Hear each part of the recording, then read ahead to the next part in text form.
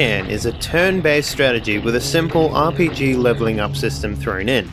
You are the controller, and it is your job to control a droid army to help protect the last remnants of humanity. Your droids get better with the more action they see, eventually being able to attack multiple times in one turn. The catch is, so does your enemy. So the longer the battle lasts, the tougher the remaining characters get. Plenty of challenging levels and different environments, well worth your bandwidth.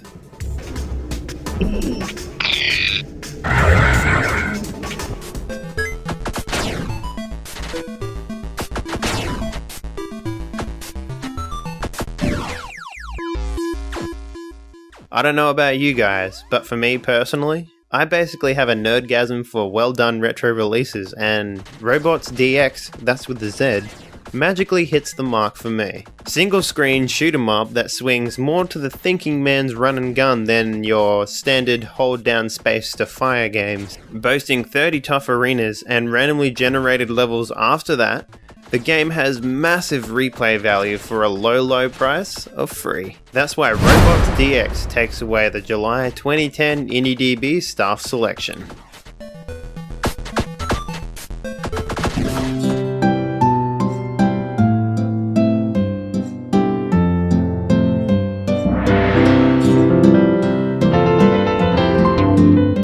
There have only been a few games that have managed to reinvent the wheel when it comes to blocks falling onto a grid.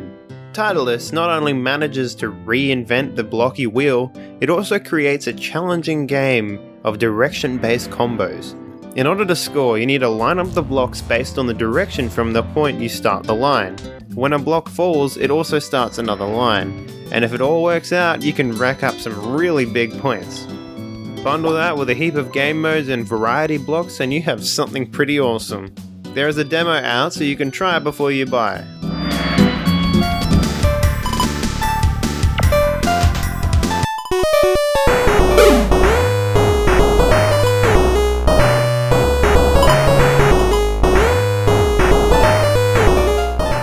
I was a little skeptical coming into Paddle Wars, with the thought that it would just be like how I remember breakout games used to be.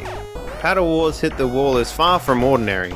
You have a life bar which controls just how many balls you have left. How you choose to use them is up to you. Interesting and challenging levels, power-ups, like the ability to slow down time and shoot the blocks yourself, boss fights, and not to mention a kick-ass soundtrack filled with retro-style beats. It's really worth your time.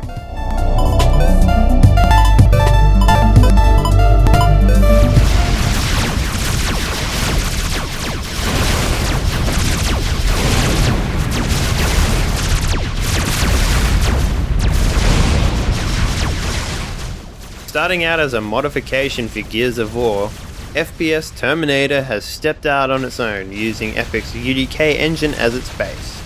As you can see, creating a war-like environment, both hectic and highly detailed, has been the main calling point so far for the alpha release. And even the big developers like Epic are taking notice, with Cliffy B even twittering about this particular release. You can play what they have released so far, and I cannot wait to see what they come up with in the months to come.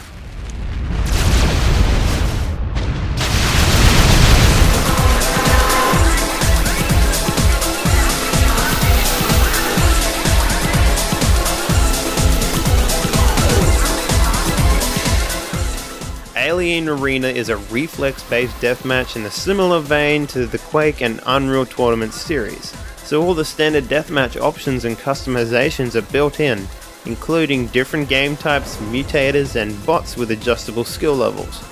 What is truly great about Alien Arena is just how well it plays, the smooth and fast-paced action, and just how nostalgic the entire experience is.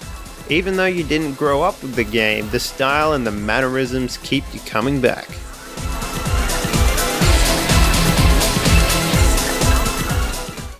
All the releases seen on this episode of the monthly IndieDB Spotlight and many more can be found over at IndieDB.com, the best resource for independent projects and development.